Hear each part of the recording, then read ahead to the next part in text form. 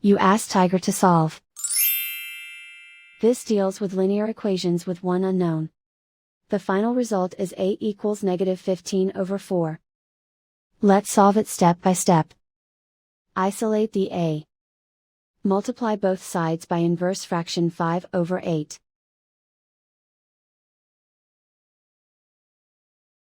Group like terms.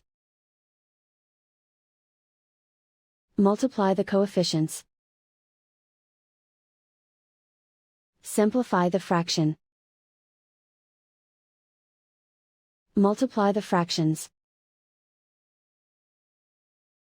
Simplify the arithmetic. And so the final result is a equals -15/4.